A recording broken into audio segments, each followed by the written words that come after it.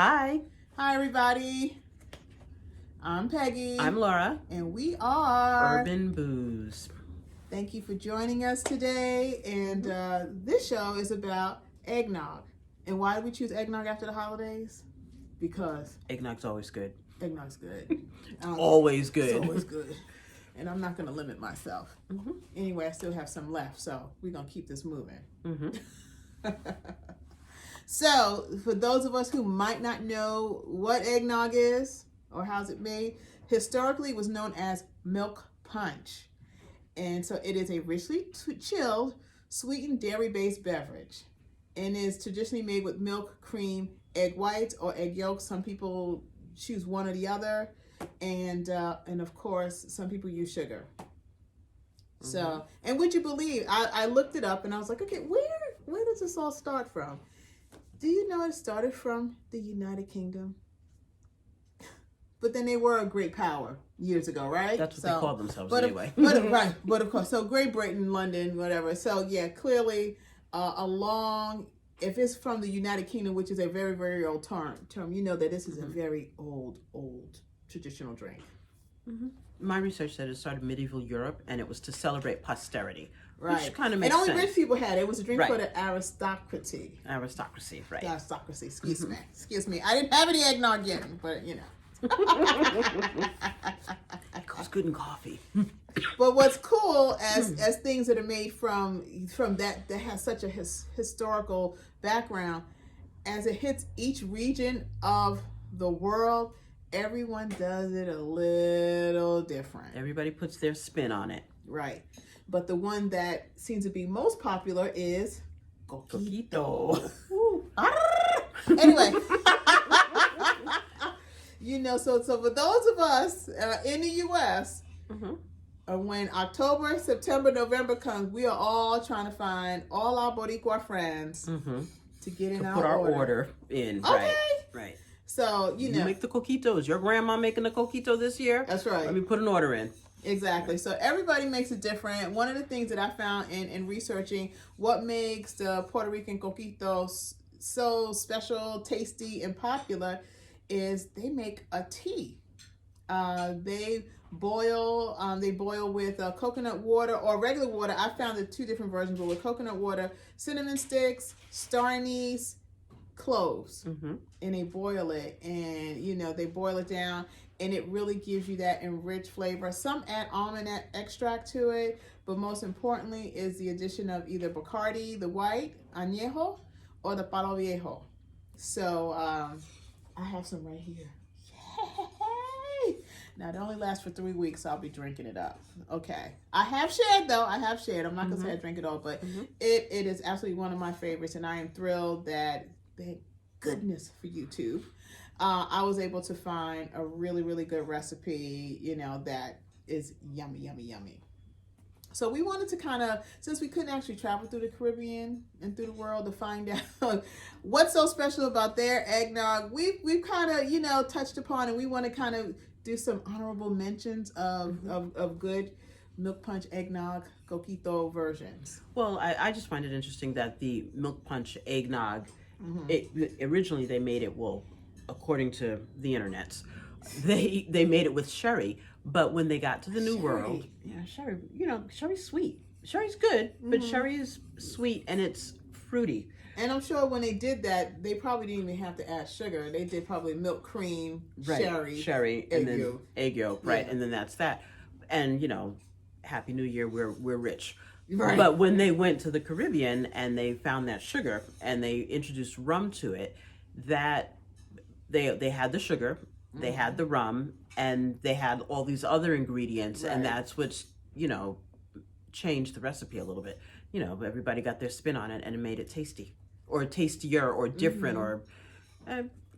yeah, and in Mexico, they have their version called rompopu, which I guess it might be their liquor that they put in it, but it still has the same cream, egg, milk base, which is really interesting.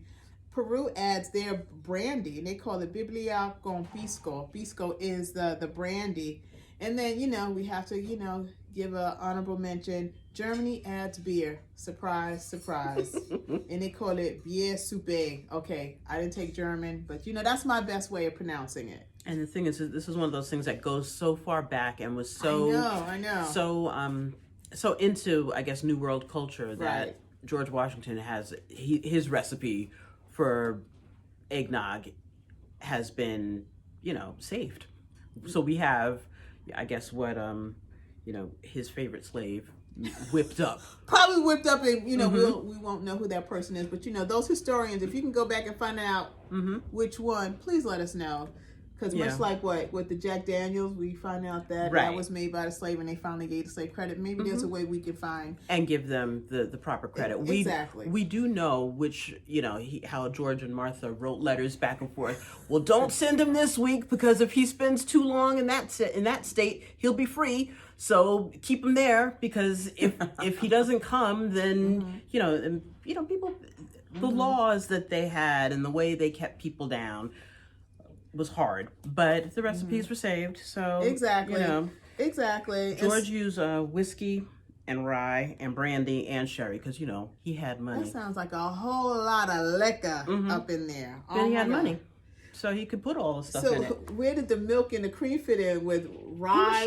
He was showing off. Yeah, he had money. Yeah. He was showing off for sure. So we wanted to certainly give a nod to our Caribbean brethren. Trinidad does the ponche de crema. Okay. All right. They put rum bitters and lime peel to their milk mixture. Haiti, they call it cremes. Theirs is eggless, but it's the same as coquito. The same, same recipe.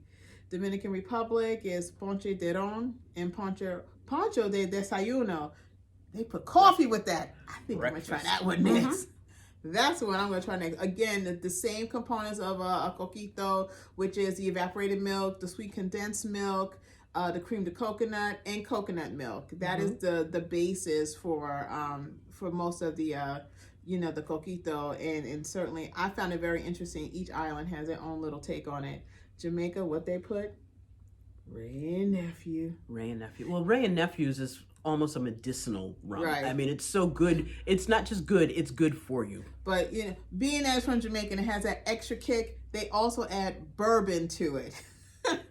And brown sugar. So that should be a real interesting taste. That really should be. The Bahamas put in vanilla schnapps and dark rum to their eggnog mixture. That's interesting. Barbados dark rum. Now, what I will say to this, Puerto Rico, Trinidad, Haiti, and DR, and Jamaica, they add the light rum. Now, when we start looking at the Bahamas, Barbados, and Bermuda, they're adding a dark rum. And why Bermuda also adds, 6 ounces of whiskey and 2 ounces of amaretto. That's an interesting take. Well, showing off. And amaretto's got amaretto's interesting because it lends itself nicely to a lot of different flavor, a lot of different things. I don't think I've had amaretto. I have DiSarno. Is that like almond? Is that almond based? Do you guys know? Let us know. Orange rind. Orange rind? No, but I'm saying, isn't it amaretto like an almond tasting kind of? No? I don't know. Oh, okay. Y'all can tell I'm so well versed in liquor and how it's made. We're learning. Again, that's what it's all about right now. Now we try to cover everyone, so if I left anyone out, please let me know. But Antigua, I couldn't find find any special eggnog mix for them. Okay. All right. St. Vincent, have you tried this? Sailor Jerry spiced rum. I guess that would be Captain Morgan and cognac. Well, anyway, I'm Americanizing it, but that's what they put down. Virgin Islands, they do the same coquito that's done in Puerto Rico. And Aruba does a ponche crema, which is like a coquito. So, again, the same recipe. And St. Kitts is the same, ponche de creme, that they, again, English is my first language, y'all. I know I am killing the pronunciation. I took Spanish many, many years ago. I'm not going to even say anything about that. But if I need to be corrected or if I left anyone out, let us know. Well, and then we've got this vanilla bean. See, because here's how I make eggnog. I go down to the supermarket and buy what they have, hopefully on sale. Peggy's got some hood here. Hood for the hood. I couldn't find. I was looking for Turkey Hill. I was at Wegmans. They didn't have it, but I would get that and then just bump it up with some nutmeg and some rum. But I had a house guest bring me this Oyo vodka. Can you see that? Oh yeah, look at that. And it is honey vanilla bean. Yum. You add that, and it adds a nice flavor. Definitely adds a nice kick to it, and it is a kick. So I'm not putting vodka and rum in. No, I put a little bit of this in my eggnog. That's it, because it'll lay you low. It is vodka. It'll lay you. The only thing about buying this stuff from the supermarket is so thick, and it's very sweet. You don't control the sugar. It's like syrupy sweet. I usually, want to try to find a way to water it down. If you're lactose intolerant, obviously you're not messing with this. But I try to put a little milk with it, in addition to a little liquor. But I love to have eggnog without any alcohol. At least this was my initial one. Poured in eggnog, and I'd have it with a piece of sweet potato pie. That's that brings back warm and wonderful memories. The other thing I'm going to say is I was in the South for the holidays. I had coquito because my in-laws went and got me some coquito. But everybody had this stuff called Evan Williams. It's a supermarket brand, or it's sold in the supermarket. And everybody treated it like, oh, there's nothing in it. I didn't add anything to it. But there's whiskey, I believe. Really? Or bourbon. Evan Williams is a bourbon brand. And they make the eggnog. It's sold at the supermarket. It's tasty. People were pouring it. I didn't add anything to it. So I'm sitting there drinking. It's like, I'm driving. Why would you serve this to me? I was like, well, we bought it at the supermarket and we didn't add anything to it. It's got bourbon in it, and it's very tasty stuff. But it is an eggnog made with bourbon, and it's something maybe you guys could look into getting that in the North, and we could have that too. Okay. I don't want to have to make anything. Give Turkey Hill a run for their money. Give Hood, with their fake eggnog. And I should have had Borden. I don't know why I didn't have Borden up. That was the stuff that I grew up with. Borden in the can, that thick can. Yes. Yeah. And now that we've grown, we, as Laura mentioned, we could take some of that coquito and put in some coffee. And I'll have my version of Dominican Republic's version of Ponce de Desayuno. Yeah, I'm really digging that idea. I think I will have that tomorrow. I pour regular eggnog in my coffee. If there's no creamer in the house, that'll do.